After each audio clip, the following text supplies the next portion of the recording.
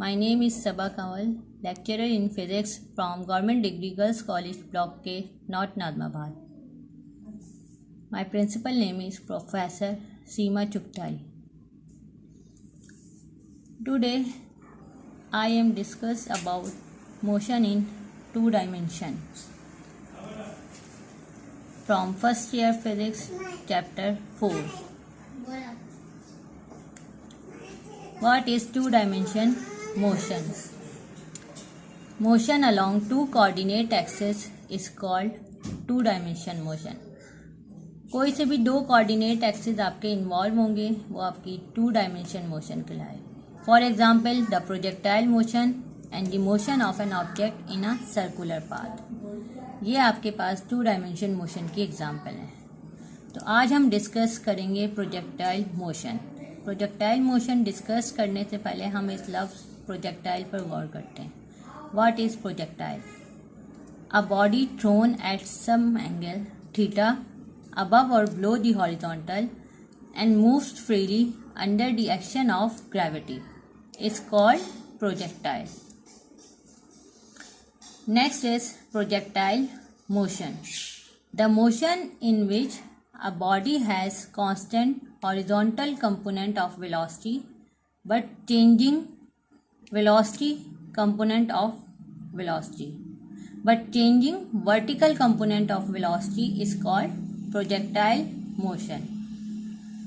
यानी projectile motion में क्या होता है, horizontal component of velocity through out the motion constant रहता है, जबकि वर्टिकल कंपोनेंट चेंज होता रहता है. वो आपके पास प्रोजेक्टाइल मोशन कहलाती है.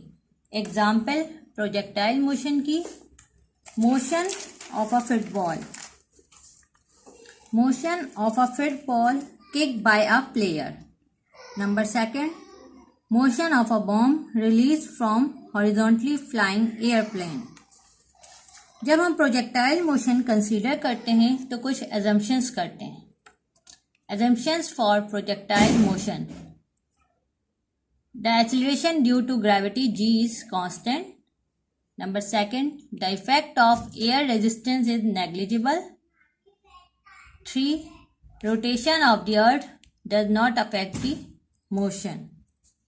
ये हमारे पास कुछ एजम्पशंस थे जो हम प्रोजेक्टाइल मोशन कंसीडर करते हुए लेते हैं. प्रोजेक्टाइल मोशन का क्वेश्चन किस तरह का आता है?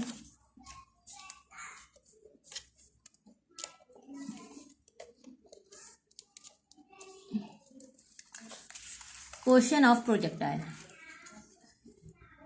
अ projectile is thrown in air at an angle theta with the horizontal. Find the equations. यानी कोई किसी भी प्रोजेक्टाइल को लेते हैं, उसको हम इनिशियल वेलोसिटी से फेंकते हैं, तो हमें क्या क्या चीज़ें डिस्क्राइब करनी होती है, क्या क्या चीज़ें मालूम करनी होती है, पेपर में पूछा जाता है. नंबर फर्स्ट हमें मालूम करना होता है time taken by the projectile to reach the maximum height. Number 2, maximum height reach by the projectile. Number 3, total time of flight of projectile. Number 4, range of the projectile. Number 5, projectile trajectory. अब इन पांचों में से आपसे जो paper में पूछा जाएगा आपने वो डिस्क्राइब करना है, उनकी आपने इक्वेशन ड्राइव करनी है. अब हम फिगर देखते हैं.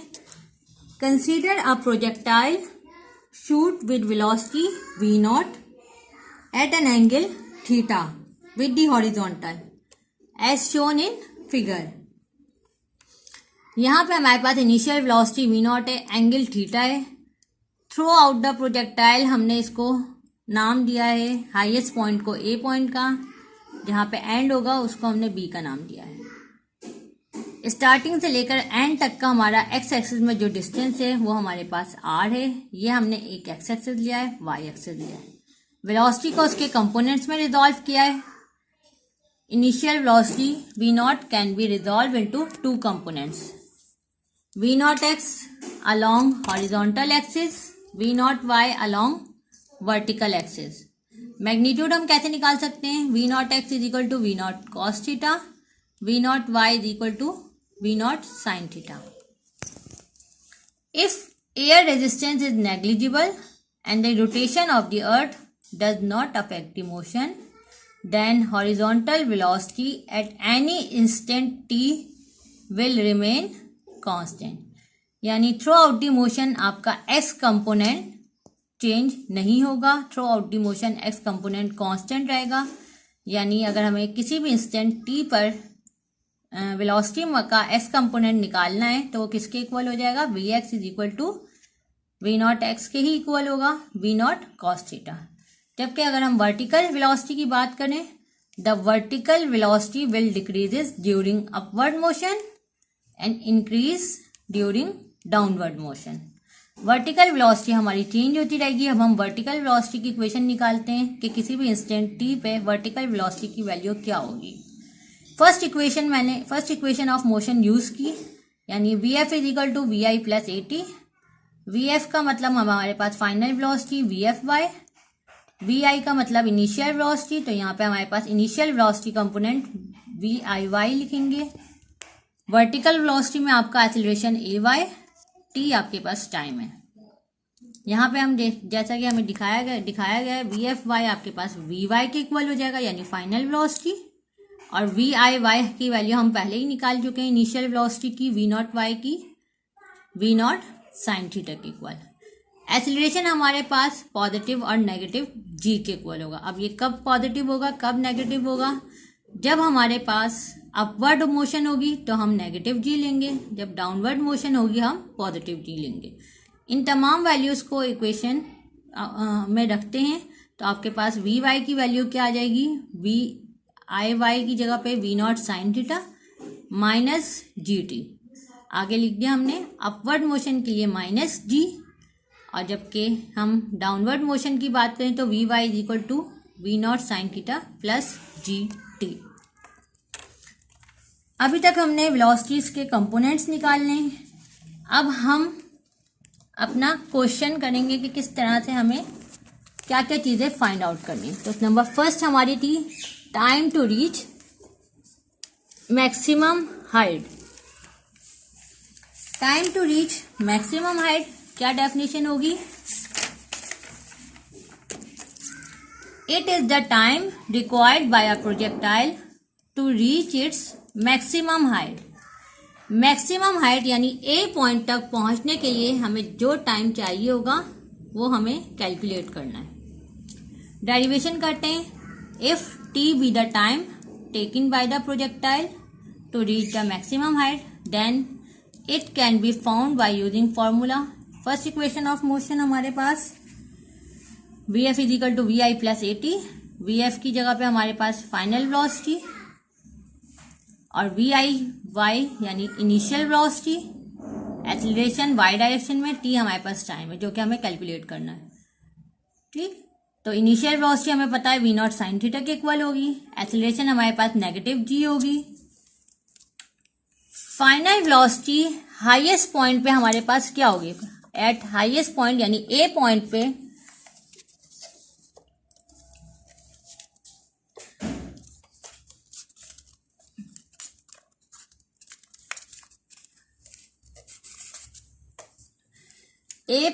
हमारे पास फाइनल वेलोसिटी 0 होगी.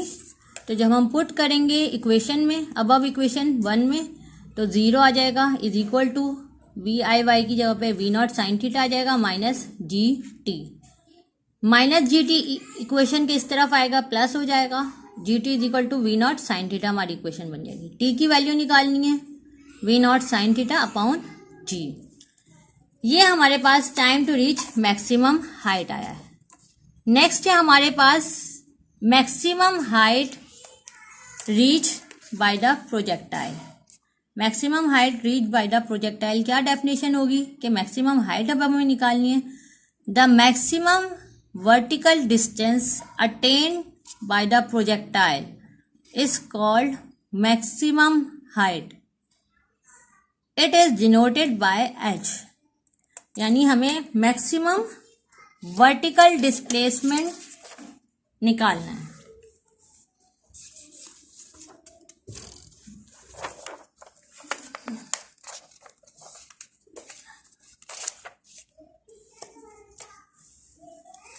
मैक्सिमम वर्टिकल डिस्प्लेसमेंट के लिए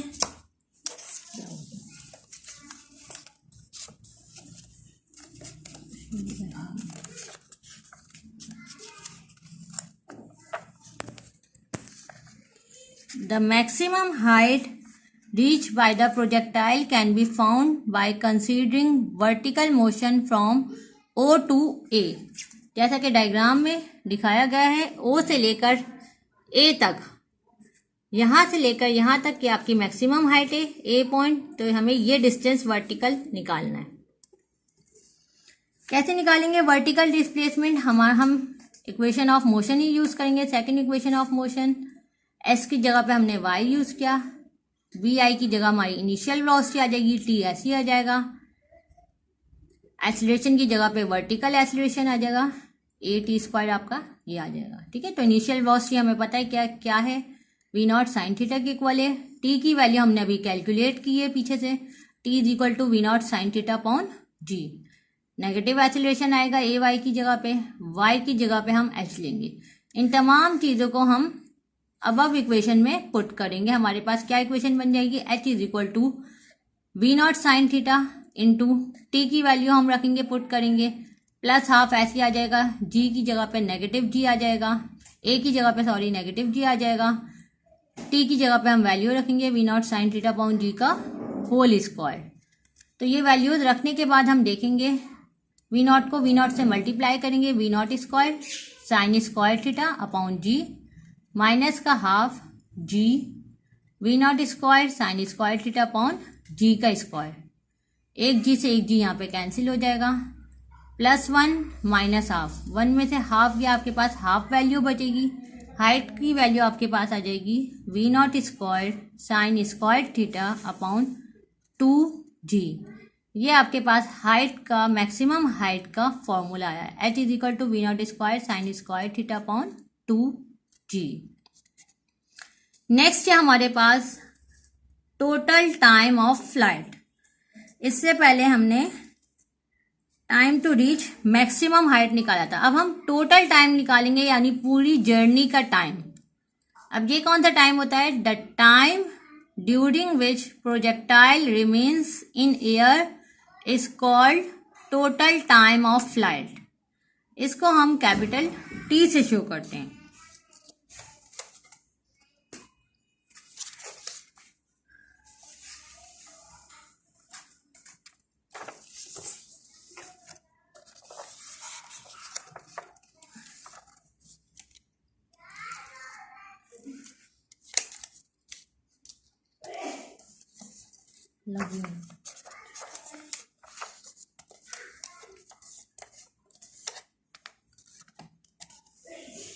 टोटल टाइम ऑफ फ्लाइट हमारे पास वही हम इक्वेशन यूज करेंगे, सेकंड इक्वेशन ऑफ मोशन। अब हमारे पास y की वैल्यू 0 हो जाएगी क्योंकि हमारे पास कोई भी वर्टिकल डिस्प्लेसमेंट नहीं है। Initial velocity v naught y वही रहेगी, वी नॉट साइन थीटा के इक्वल। एक्सीलरेशन हमारे पास नेगेटिव जी रहेगा, स्मॉल टी की जगह पे अब कैपिटल टी आ जाएगा।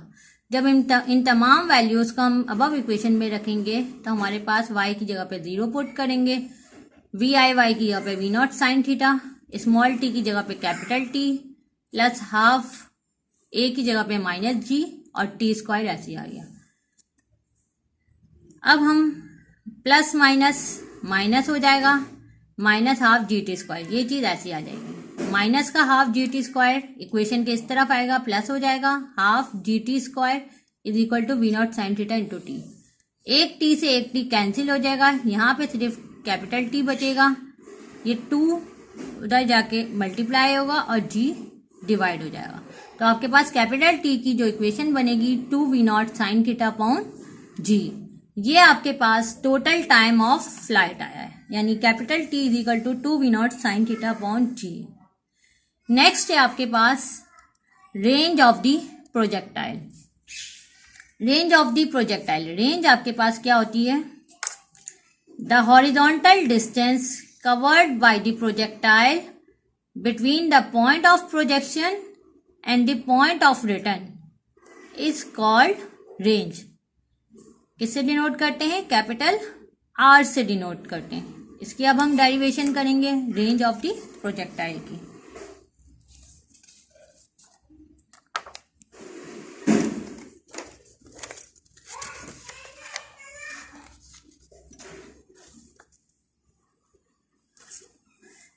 Range of the projectile, range distance को अब हम यहाँ पे x से शो करेंगे। x इज इक्वल टू हमारे पास इक्वेशन वही है, second equation of motion, x is equal to we i x हो जाएगा। अब यहाँ पे t वैसे ही रहेगा प्लस का हाफ। अब एक्सीलरेशन हमारे पास क्या हो जाएगा, ए एक्स हो जाएगा। पहले हमारे पास वर्टिकल एक्सीलरेशन था, अब हमारे पास क्योंकि हम हॉरिजॉन्टल की बात कर रहे हैं तो हॉरिजॉन्टल एक्सीलरेशन ए एक्स हो जाएगा, टी स्क्वायर ऐसे आ जाएगा। कैपिटल एक्स की जगह पे हम आर यूज करेंगे। अब initial velocity v i x की वैल्यू हम क्या यूज करेंगे, वी नॉट कॉस थीटा के इक्वल। स्मॉल टी यानी कैपिटल टी के इक्वल होगा क्योंकि हमें टोटल टाइम ऑफ फ्लाइट निकालना है, टोटल टाइम यूज करना है। तो कैपिटल टी किसके इक्वल है, 2 we not sine theta upon g. Throughout the motion आपकी वेलोसिटी एक्स यानी का वेलोसिटी का एक्स कंपोनेंट कांस्टेंट रहता है, देयरफॉर एक्सीलरेशन की वैल्यू आपके पास क्या हो जाएगी, 0।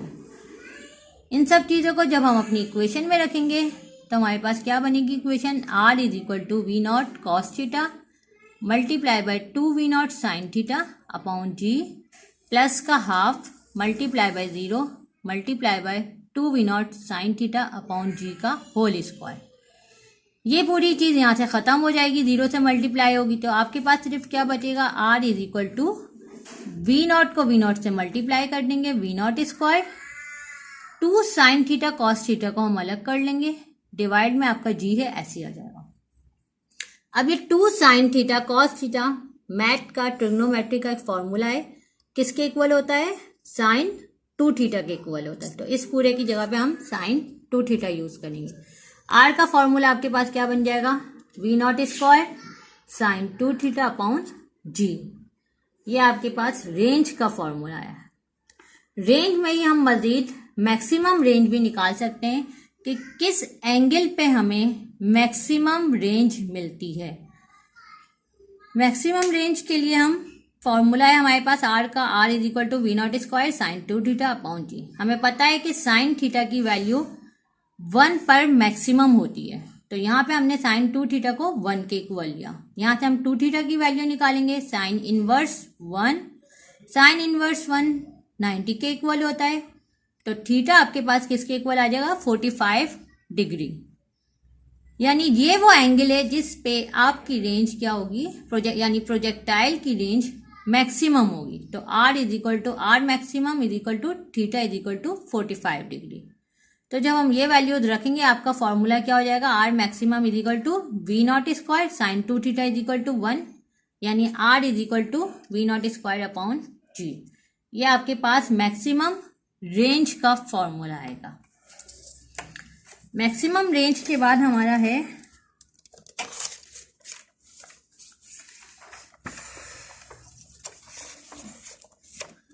Projectile trajectory. ट्रेजेक्ट्री का मतलब आपका पाथ होता है, तो projectile trajectory means the path followed by a projectile is referred as its trajectory. अब प्रोजेक्टाइल ट्रेजेक्ट्री में हमारे पास हॉरिजॉन्टल डिस्प्लेसमेंट भी होता है और वर्टिकल डिस्प्लेसमेंट भी होता है।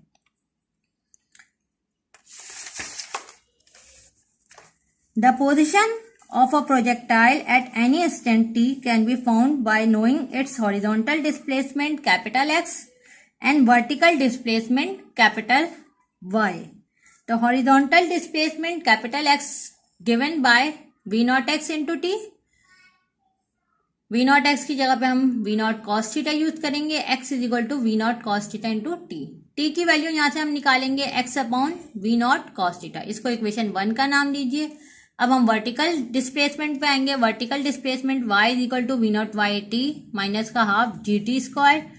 यहाँ पे हम वैल्यूज पुट करेंगे, वी नॉट वाई की जगह पे we not sine theta, T की वैल्यू हम इक्वेशन 1 से पुट करेंगे, x upon V not cos theta minus का g अपॉन 2, टी की जगह पे x upon V not cos theta का होल स्क्वायर। इसको हम सॉल्व करेंगे, x को हमने अलग कर लिया, वी नॉट से वी नॉट कैंसिल हो गया, sine theta upon cos theta minus का x का स्क्वायर अपॉन 2 अलग कर लिया, सारे multiply by g upon V not square cos square theta अलग कर लिया। y is equal to X sine theta upon cos theta tan theta के इक्वल हो जाएगा, माइनस का 1 अपॉन 2 g upon V not square और 1 cos square theta sec square theta के इक्वल हो जाए। एच स्क्वायर हमने अलग कर लिया क्योंकि ये आपके पास हॉरिजॉन्टल डिस्प्लेसमेंट है। अब ये हमारे पास ये क्योंकि कांस्टेंट है theta, for a given value of theta and the initial velocity of the projectile V naught, tan theta, sec theta and G R constant. तो देयरफॉर हम इन तमाम कांस्टेंट को एक स्मॉल वैल्यूज का नाम देंगे A is equal to tan theta के इक्वल लेंगे और B is equal to G upon V not square sec square theta. जब ये वैल्यूज हम रखेंगे आपके पास इक्वेशन बन जाएगी y is equal to A capital X minus का 1/2 स्मॉल बी कैपिटल एक्स का स्क्वायर। ये आपके पास इक्वेशन है ट्रेजेक्ट्री की। This equation shows that trajectory of a projectile is a parabola as if the standard equation of parabola। तो ये आपका प्रोजेक्टाइल का टॉपिक था। यहाँ पे प्रोजेक्टाइल का टॉपिक यहाँ पे ये कंप्लीट हो गया आपका। पेपर में आपसे जो क्वेश्चन में जिस इक्वेशन के बारे में पूछा जाएगा आपने वो करना है। Thank you.